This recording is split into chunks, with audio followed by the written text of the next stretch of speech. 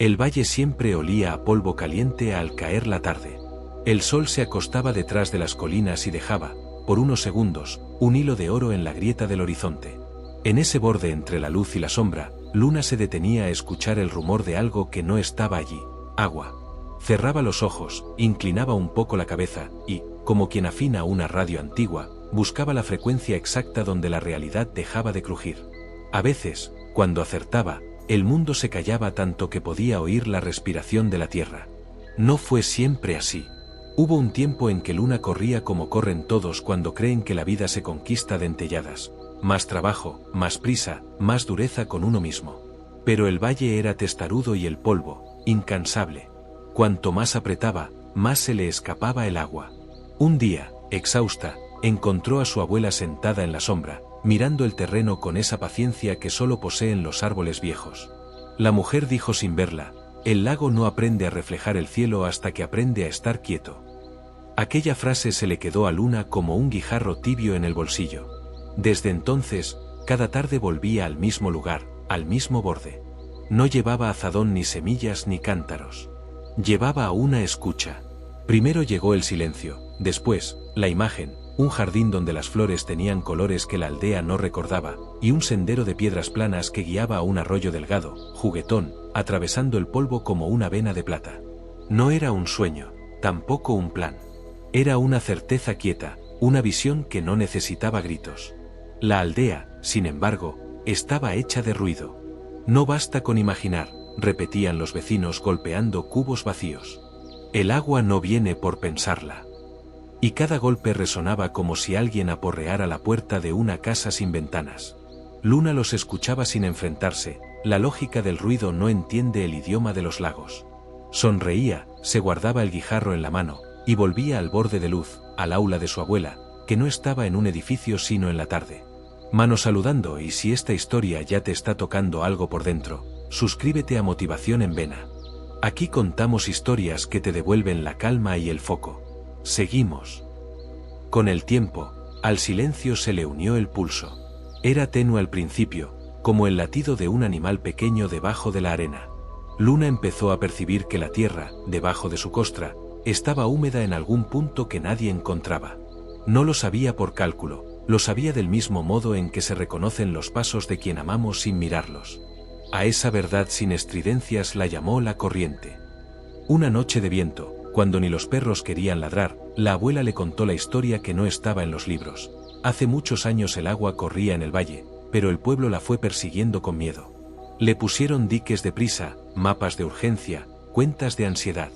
La corriente se cansó de tanto empujón y se escondió en lo hondo. Desde entonces, cada generación elige un heredero del silencio para recordarle el camino. Luna escuchó con la vista clavada en la grieta del horizonte. No preguntó si era ella. A veces, las respuestas son una forma de ruido. Empezaron los amaneceres de hielo y las tardes transparentes. Luna caminaba el terreno con pasos que parecían no pesar. Donde el resto veía grietas, ella reconocía venas. Donde otros veían un páramo, ella leía una partitura. Se detenía en un punto, hundía los dedos, acercaba el oído a la tierra como quien escucha un secreto entre dos puertas. De pronto, una madrugada, la costra cedió. No fue un estallido, fue un suspiro. La arena humedecida se oscureció y dejó escapar, humilde, la primera burbuja. La aldea entera lo supo antes de verlo. Hay acontecimientos que viajan por debajo del suelo antes de hacerse visibles. Llegaron las preguntas, como lluvia sobre tejados viejos: ¿cómo lo hiciste? ¿Dónde estaba escondida? ¿Qué truco usaste? Luna los llevó al borde donde el sol deja su hebra de oro y dijo: no la perseguí. Dejé que me encontrara. Alguien se rió por lo bajo. Otro preguntó si no era más simple cavar sin pausa, mover piedras, forzar el cauce. Se puede forzar el cauce, respondió ella, pero entonces no se puede pedir al agua que cante. Y todos callaron, quizá por primera vez, al escuchar la palabra cante dentro de una frase sobre trabajo. El rumor del arroyo fue creciendo con una sensatez antigua. No arrasó, no humilló al polvo, lo negoció. Se abrió paso con el tacto que tienen los dedos de una madre desenredando el cabello de una hija. Con el agua vino el verde. Primero musgos tímidos, luego hierbas que se asomaban como los curiosos en las fiestas, después flores, y, finalmente, árboles de sombra redonda. Los niños aprendieron que el frescor se puede beber con la piel. Los viejos, que aquel sonido ayudaba a dormir sin cuentas pendientes. Y el valle, que tenía memoria de música. Pero un jardín no es un milagro, es una coherencia. Por eso, cuando le ofrecieron a Luna medallas de mérito y cargos en el consejo de la aldea, ella prefirió guardar el guijarro y quedarse en el borde, entre la luz y la sombra, donde se aprende el idioma de lo que llega. Porque entendió algo que la abuela cayó a propósito: la corriente elige los cauces que no la insultan. Y el insulto de un cauce es la prisa. Una tarde de verano, el cielo hizo su número favorito, se encendió en rosa y violeta como si alguien hubiese soplado un cristal desde dentro. Luna notó un peso conocido en el bolsillo y sacó el guijarro. Había perdido el calor de la primera vez, pero conservaba la forma perfecta para refugiar el pulgar. Lo sostuvo, no como se sostiene un talismán, sino como se sostiene una palabra verdadera. El lago aprendió a callar, pensó. No yo. El lago, la mente, el valle, la aldea, todo lo que merece reflejar el cielo. Esa noche, cuando el rumor del agua fue la única conversación encendida, se escuchó desde la plaza una risa nueva. No era nerviosa ni cansada, parecía el hallazgo de alguien que al fin entiende un chiste muy antiguo. Los vecinos, los mismos que golpeaban cubos, se descubrieron caminando más despacio, hablando más bajo, dejando espacios entre palabra y palabra para que la vida completara la frase. Al día siguiente, el mercado abrió igual que siempre, pero algo había cambiado. Los precios, quizá, seguían siendo los de ayer, las prisas, también, el calor, el mismo. Sin embargo, los ojos estaban más hondos y el aire, más amable.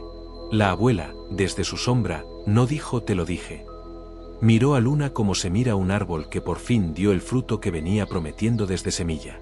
Y Luna, que había comprendido que la calma no es una pausa sino un cauce, entendió que el jardín no era el final de la historia, sino su prólogo. Porque toda manifestación verdadera empieza ahí, cuando el mundo calla lo justo para dejar oír lo que ya venía de camino. El arroyo ya corría entre las piedras, pero el pueblo no sabía todavía qué hacer con él.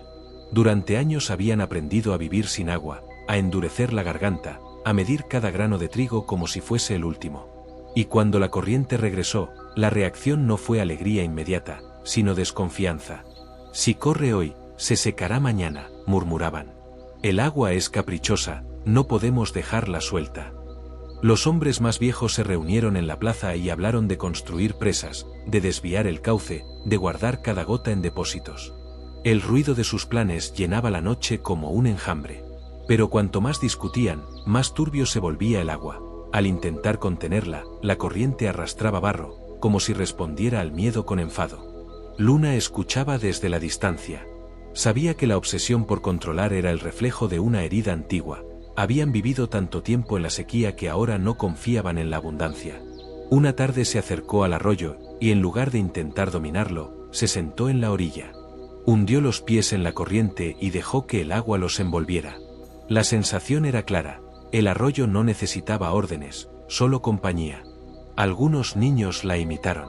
Primero con timidez, luego con risas, saltaron dentro del agua y dejaron que el cauce los empujara suavemente. Descubrieron que no hacía falta remar con desesperación, bastaba con dejarse llevar unos metros, regresar a la orilla y repetir. El agua les enseñaba a fluir mientras el pueblo seguía empeñado en retener. Un día, los ancianos llegaron con cubos y palas para levantar un muro. Pero cuando vieron a los niños jugando, se detuvieron. Había en aquellas carcajadas algo que ninguna sequía había conseguido borrar: confianza. Uno de los hombres soltó la pala y dijo en voz baja: quizá el agua no quiera ser prisionera. Quizá quiera ser vecina. El rumor se extendió. Y poco a poco, la aldea aprendió a soltar la rigidez. No llenaron depósitos, no levantaron muros. Plantaron sauces junto a la orilla, dejaron que el cauce eligiera su camino y observaron cómo la tierra, agradecida, se cubría de verde. Por primera vez, entendieron que el control es ilusión, y que al soltar se recibe más de lo esperado. Desde ese momento, el valle ya no fue solo un lugar con agua, fue un lugar con confianza. La corriente corría libre, y en su canto había una lección para todos. La vida no siempre necesita empujones, a veces, solo necesita espacio para fluir. El valle ya era distinto. Donde antes había grietas ahora crecían tallos verdes, y donde antes resonaba el silencio áspero del polvo ahora se escuchaba el murmullo constante del agua. Sin embargo, aún quedaba un aprendizaje más profundo: entender que la abundancia no se mide solo por lo que llega, sino por la forma en que se recibe. Una mañana, Luna salió de su casa con una cesta vacía. Caminó hacia el jardín que había soñado tantas veces y ahora era real. El aire estaba cargado de fragancias dulces, y las ramas pesaban bajo el peso de las frutas. Se detuvo frente a un árbol cargado de manzanas rojas, y en lugar de correr a llenar la cesta, cerró los ojos y sonrió. Agradeció. No a un Dios lejano ni a una suerte caprichosa, sino a la tierra, al agua, al tiempo, a la paciencia, y también a sí misma por no haberse rendido. Ese gesto sencillo tenía un poder que el pueblo aún no comprendía. Porque muchos, al ver el jardín florecer, se lanzaban a recoger frutos con ansia, como si temieran que la abundancia fuera a desaparecer en cualquier momento. Arrancaban sin mirar, acumulaban más de lo que podían comer, y aún así se marchaban con un hueco en el pecho, como si algo faltara. Luna lo entendía de otra manera: la gratitud no era un formalismo, era la llave que abría la puerta a más bendiciones. Cuando agradecía, incluso por la fruta que todavía colgaba en las ramas, sentía que el valle le respondía con un guiño invisible. La corriente fluía más clara, los colores parecían más vivos, y los días se llenaban de una calma que no se podía comprar ni almacenar. Los vecinos empezaron a notar la diferencia. Quien recogía con prisas se iba con la cesta llena y el corazón inquieto. Quien recogía agradeciendo se iba con menos fruta, pero con una paz que contagiaba a los demás. Poco a poco, la gente dejó de competir por acumular y comenzó a detenerse a dar gracias por cada tallo, cada brote, cada fruto. Un anciano que siempre había sido desconfiado confesó una tarde: llevo toda la vida midiendo lo que me falta. Hoy, por primera vez, he contado lo que tengo, y he descubierto que soy rico. Sus palabras, dichas junto al arroyo, corrieron como el agua entre las casas de barro. Así, la gratitud se convirtió en el nuevo idioma del valle. No hacía falta anunciarlo en voz alta ni escribirlo en las paredes. Bastaba con mirar la forma en que los niños recogían flores sin arrancarlas, o en que las mujeres compartían frutos en la plaza, o en que los hombres levantaban la vista del trabajo para agradecer el canto de un pájaro. Era un cambio silencioso pero profundo. La riqueza ya no estaba solo en los frutos, sino en la capacidad de reconocerlos como un regalo. Luna lo sabía: la gratitud transformaba la abundancia en verdadera manifestación. Porque no se trataba de tener más, sino de recibir con conciencia lo que ya estaba allí. Y cuanto más agradecían, más parecía ofrecerles la vida, como si el universo mismo quisiera seguir alimentando esa cadena de reconocimiento. Una tarde, mientras la luz dorada bañaba el valle, Luna pensó en voz alta: el secreto no era atraer lo que deseaba. El secreto era amar lo que ya tenía. Y al amarlo, todo lo demás vino solo. El eco de esa frase quedó flotando en el aire, como un recordatorio invisible para todos los que vivían en aquel rincón: quien agradece no solo conserva lo recibido, sino que abre las puertas a lo que todavía está en camino. Con el tiempo, el valle dejó de ser un lugar olvidado para convertirse en un destino al que llegaban viajeros de tierras lejanas. Se hablaba de un milagro, de un jardín nacido en medio de la sequía, de un arroyo que había regresado sin que nadie pudiera explicarlo del todo. Llegaban curiosos, mercaderes, caminantes con la esperanza de encontrar en aquel rincón algo más que agua. Buscaban respuestas.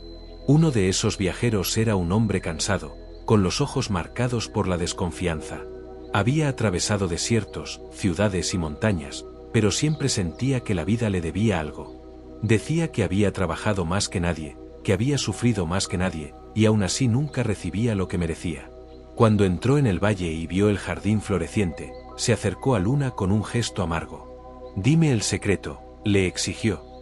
«¿Cómo conseguiste que todo esto apareciera? ¿Qué truco usaste para convencer al destino?» Luna lo miró con serenidad. No había arrogancia en su voz cuando respondió: «El valle no me dio nada porque yo lo exigiera. El valle respondió a lo que sembré en mi interior. Lo que piensas y sientes, lo atraes». El viajero frunció el ceño. No entendía cómo una idea tan simple podía explicar tanto. Estaba acostumbrado a la lucha, al esfuerzo, al cálculo, pero no a la calma, ni mucho menos a la fe silenciosa en que la vida escucha lo que llevamos dentro. ¿Entonces solo basta con desear? Preguntó con ironía. No, respondió Luna, acariciando una rama cargada de flores. No basta con desear. Hay que creer con todo el ser que lo que anhelas ya está en camino. No se trata de gritarle al universo, sino de sintonizar con él. Igual que ajustas un instrumento hasta que suena limpio, así ajustas tu mente y tu corazón hasta que vibran en la misma frecuencia de lo que buscas. El hombre guardó silencio. Esa noche, mientras el pueblo compartía frutos en la plaza, él se sentó junto al arroyo. Observó cómo el agua corría sin detenerse, sin pedir permiso, sin dudar. Y en ese fluir constante comprendió algo. Toda su vida había caminado mirando lo que le faltaba, como quien cuenta las piedras del camino pero nunca las estrellas sobre su cabeza. El valle le enseñaba lo contrario. Quien se enfoca en la falta, atrae más vacío. Quien reconoce lo que ya tiene, abre la puerta para que llegue más. La ley de la atracción no era magia ni capricho, era coherencia. El mundo responde al eco que proyectamos. Con el tiempo, aquel viajero cambió su gesto amargo por una sonrisa serena. No porque de pronto todo se volviera fácil, sino porque había aprendido a mirar distinto. Y así como el agua buscaba cauces donde correr, también la vida empezó a encontrar caminos hacia él. El pueblo entendió entonces que la verdadera riqueza del valle no estaba en los frutos ni en el agua, sino en el descubrimiento compartido. La realidad se convierte en espejo de lo que guardamos dentro. Y desde ese día, nadie volvió a pronunciar la palabra milagro. Prefirieron llamarlo por su verdadero nombre, atracción. El valle prosperaba, y con la prosperidad llegó también un riesgo silencioso, la costumbre. Al principio, cada brote verde había sido motivo de asombro, cada fruta un regalo inesperado, cada gota de agua un milagro. Pero con los años, algunos habitantes comenzaron a caminar entre la abundancia como si fuera lo más normal del mundo, sin reparar en ella, sin detenerse. Un día, un niño llamado Ícaro, curioso y vivaz, se acercó a Luna mientras recogía hierbas junto al arroyo. Le dijo con inocencia: ¿por qué ya nadie sonríe cuando come una manzana? Antes todos parecían felices, ahora comen rápido y siguen su camino. Luna lo miró y comprendió que la abundancia, cuando no se aprecia, se convierte en ruido. Tomó una manzana, la sostuvo en su mano y dijo: porque se olvidaron de mirar de verdad. El secreto de la abundancia no está en tener más, sino en saber estar presente en lo que ya tienes. Esa misma tarde, reunió a los vecinos en la plaza. Les pidió que guardaran silencio y que cerraran los ojos. Luego les entregó a cada uno una fruta recién recogida. El murmullo del pueblo se apagó. Durante unos instantes, no hubo comercio, ni discusiones, ni planes. Solo el peso de una fruta en la palma, el olor que subía de la piel fresca, la textura bajo los dedos. Cuando mordieron al mismo tiempo, un murmullo distinto recorrió la plaza. No era de prisa ni de hambre, era un suspiro de reconocimiento. Aquella fruta, la misma de cada día, se revelaba distinta cuando se la atendía de verdad. El mensaje se extendió rápido. Vivir distraídos de la abundancia es como estar rodeados de música y taparse los oídos. Desde entonces, el pueblo empezó a practicar algo que no necesitaba nombre complicado: atención plena. Caminaban más despacio por los senderos, escuchaban el agua con más cuidado, dejaban que las estaciones fueran marcando el ritmo de sus días. Con esa nueva mirada, hasta lo pequeño parecía grande. Una hoja caída en otoño era motivo de contemplación, una brisa en verano era recibida como un regalo, y hasta los silencios en las conversaciones se convirtieron en espacios llenos de sentido. La abundancia ya no era solo contar los frutos del huerto, sino reconocer que cada instante, incluso el más común, podía ser una riqueza si se estaba presente en él. El valle se transformó de nuevo. No solo era fértil en frutos, sino fértil en miradas, en gestos, en momentos que dejaban huella. Y todos comprendieron que la verdadera abundancia no se mide en lo que se acumula, sino en la capacidad de estar despiertos en medio de lo que la vida ya ofrece. Con el correr de los años, el valle se convirtió en un refugio de calma y abundancia. Sin embargo, había algo que seguía inquietando a Luna. Aunque la vida había florecido, muchos aún cargaban con el peso de la preocupación. Trabajaban durante el día, reían en la plaza, pero al llegar la noche sus rostros se endurecían. Era como si al caer la oscuridad la mente se desbordara, y los pensamientos se amontonaran como piedras en un saco invisible. Una noche de verano, cuando la luna llena iluminaba el jardín como un farol inmenso, Luna reunió al pueblo junto al arroyo. El agua brillaba plateada, y el murmullo de la corriente se mezclaba con el canto lejano de los grillos. Allí, les habló de algo que su abuela le había enseñado en secreto. El sueño es un puente entre lo que somos y lo que podemos ser. Les contó que, cuando ella era niña, su abuela solía decirle que justo antes de dormir la mente se abre como un campo fértil. Las imágenes que plantamos en ese instante se convierten en semillas, y el sueño es la lluvia que las hace germinar. Si llenas tu descanso de miedo, le había advertido, despertarás con cadenas. Pero si lo llenas de confianza, la vida misma buscará caminos para darte lo que anhelas. Los vecinos escuchaban en silencio. Algunos recordaban noches en las que habían soñado con un futuro distinto, y de alguna manera inexplicable, la vida les había ofrecido señales en esa dirección. Otros guardaban en secreto pesadillas recurrentes que parecían perseguirlos durante el día. Esa noche, al terminar la reunión, Luna se quedó sola junto al arroyo. Cerró los ojos y recordó su propio viaje, el jardín imposible, la fe en medio del polvo, la risa de los niños descubriendo el fluir del agua, la gratitud de los ancianos aprendiendo a contar lo que tenían. Todo eso había comenzado con una visión que guardó en su mente como quien guarda un tesoro antes de dormir. El rumor del agua parecía confirmarlo. El sueño no es solo descanso, es creación. En él, la mente suelta el peso de lo cotidiano y se permite dibujar mundos que de día parecen imposibles. Y aunque al amanecer la realidad no cambie de golpe, cada noche sembrada con imágenes de confianza es un paso más hacia la manifestación. Con el tiempo, el pueblo empezó a respetar más el descanso. Dejaron de hablar de problemas hasta tarde, apagaron discusiones antes de que la noche las convirtiera en cadenas, y aprendieron a despedirse con palabras amables, como quien prepara la tierra para la siembra. Descubrieron que las mañanas eran más ligeras cuando los sueños habían estado llenos de esperanza y calma. Así, el valle entendió otra lección: la vida también se manifiesta mientras dormimos. Porque en el silencio de la noche, cuando todo parece detenido, el universo sigue trabajando a favor de quien sabe descansar con fe. El valle había aprendido a honrar el descanso, pero pronto descubrió que el verdadero secreto no terminaba en la noche, comenzaba al amanecer. Porque lo que ocurre en esos primeros instantes del día marca el rumbo de todo lo que sigue. Una mañana, el sol apareció con un resplandor suave, pintando las colinas de tonos dorados. El aire aún olía a rocío y a tierra húmeda, y el silencio estaba roto solo por el canto de los pájaros. Luna, despierta antes que todos, caminó hasta el jardín. Se detuvo en medio de los árboles, cerró los ojos y escuchó.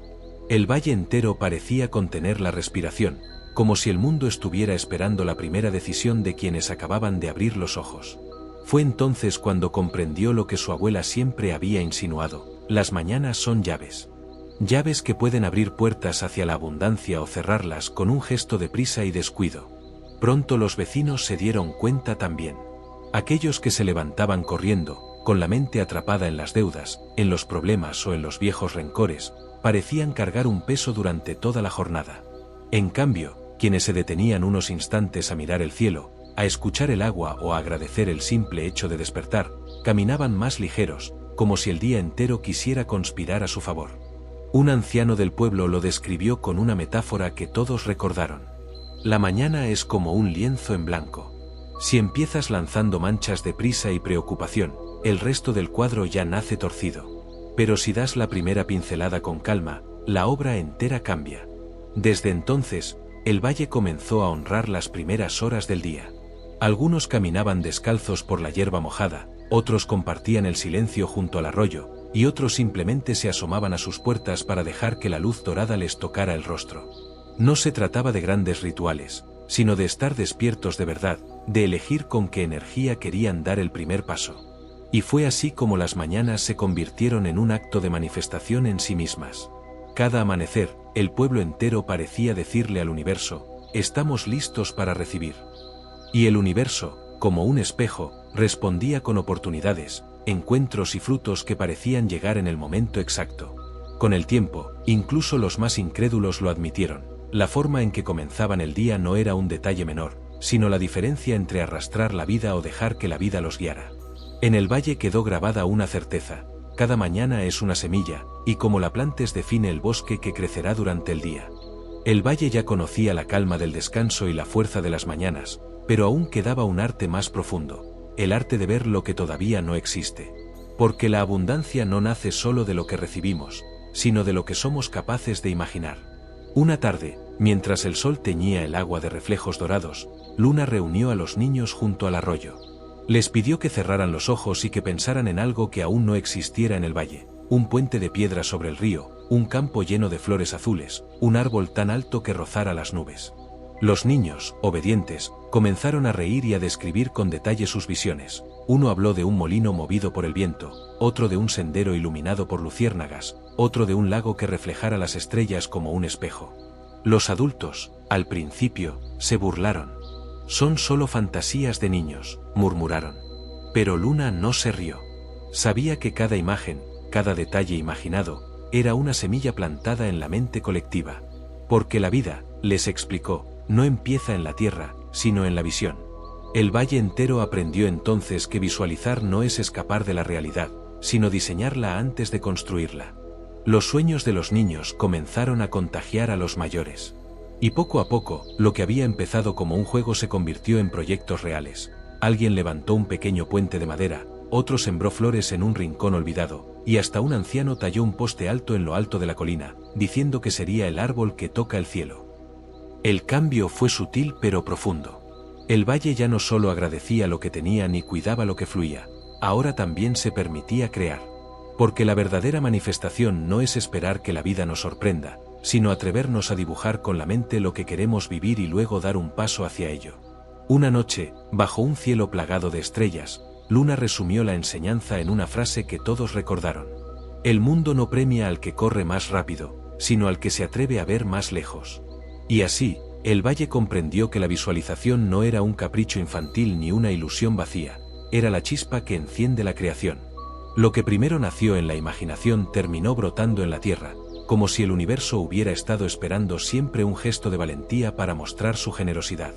El pueblo nunca volvió a mirar un sueño con indiferencia, porque aprendieron que todo lo que hoy tocaban con sus manos había sido, alguna vez, una imagen en los ojos cerrados de alguien que se atrevió a soñar.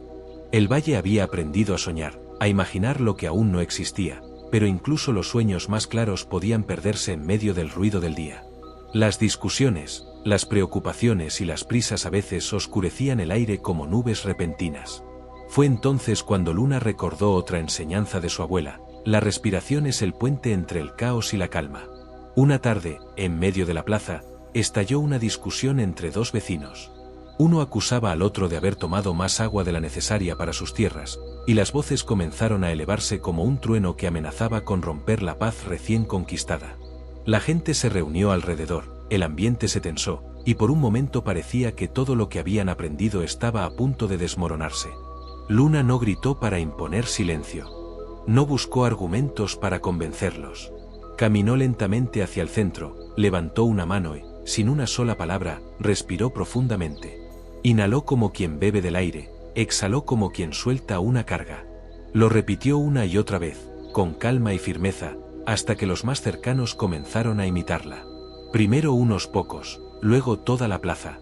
En cuestión de minutos, el murmullo de enojo se convirtió en un murmullo de respiraciones acompasadas.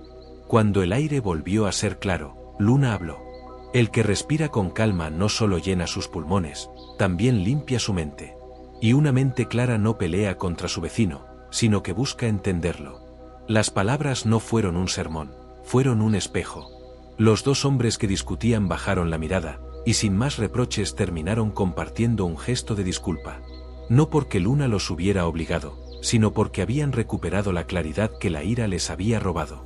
Desde ese día, la respiración consciente se convirtió en un lenguaje secreto del valle. Cuando alguien sentía que la rabia subía como fuego, recordaba al pueblo entero respirando al unísono en la plaza. Cuando la tristeza pesaba en el pecho, bastaba con cerrar los ojos y dejar que el aire entrara y saliera como las olas del arroyo. El valle comprendió entonces que cada respiración es una oportunidad de volver a empezar. Que el aire, invisible y gratuito, era en realidad el regalo más poderoso para regresar a la serenidad. Y que en ese estado de calma, todo lo que deseaban, la abundancia, la armonía, los sueños, encontraba un cauce más sencillo para llegar. Así, el pueblo aprendió que no todas las batallas se ganan con fuerza ni con palabras. Algunas se resuelven con un simple acto silencioso de inhalar y exhalar. Y en ese gesto humilde descubrieron que la vida siempre ofrece un segundo intento, al ritmo de cada respiración. Con el paso de los años, el valle había aprendido a fluir, a agradecer, a soñar y a respirar. Pero quedaba una última lección, la más difícil de todas: escuchar el silencio. Porque si bien el agua corría clara y los frutos colgaban abundantes, el ruido de la vida, el bullicio del mercado, las risas, las discusiones, las tareas diarias, comenzaba a llenar cada rincón. El pueblo había olvidado que, sin espacios de quietud, incluso la abundancia podía convertirse en distracción. Una noche, cuando el cielo estaba sembrado de estrellas y el aire era tan nítido que parecía hecho de cristal, Luna llevó al pueblo hasta lo alto de una colina. No les pidió que cantaran, ni que celebraran, ni que hablaran. Les pidió lo contrario, que guardaran silencio. Al principio, el silencio fue incómodo. Algunos tosían, otros se movían inquietos, incapaces de sostener la ausencia de sonido. Pero poco a poco, algo mágico sucedió. El rumor del valle comenzó a llegar hasta ellos, el murmullo lejano del arroyo, el roce del viento entre las hojas, el crujir leve de la tierra bajo sus pies. Y en medio de todo aquello, un descubrimiento inesperado. Cada uno podía escuchar, con nitidez, el latido de su propio corazón. Fue entonces cuando Luna habló, apenas en un susurro. El universo no siempre grita. La mayor parte del tiempo, susurra. Y solo quien se atreve a callar lo suficiente logra escucharlo. Las palabras se grabaron en cada habitante como una marca invisible. Porque en ese silencio compartido comprendieron que no estaban separados del mundo, sino tejidos en él, que el aire que respiraban era el mismo que movía las hojas, que el agua que corría era la misma que latía en sus venas, que el valle y ellos eran una sola cosa. Aquella noche, nadie regresó igual a su casa. Algunos lloraban en silencio, otros reían como si hubieran entendido un secreto antiguo. Pero todos sabían lo mismo: la calma, la verdadera calma, no era ausencia de vida, sino la forma más pura de conexión con ella. Con el tiempo, el valle dejó de ser recordado por su jardín o por su arroyo recuperado. Fue recordado como el lugar donde la gente aprendió a manifestar no desde la lucha, ni desde el esfuerzo ciego, sino desde la serenidad. Donde comprendieron que la abundancia nace de la mente en calma, que los sueños germinan en el silencio, y que la conexión con el universo no se conquista, se escucha. Y así, entre colinas doradas y aguas claras, la historia de Luna se convirtió en leyenda. Una leyenda que recordaba a todo aquel que llegaba al valle que lo que deseas ya está en camino, si aprendes a detenerte lo suficiente para escuchar el murmullo del universo en tu propio interior.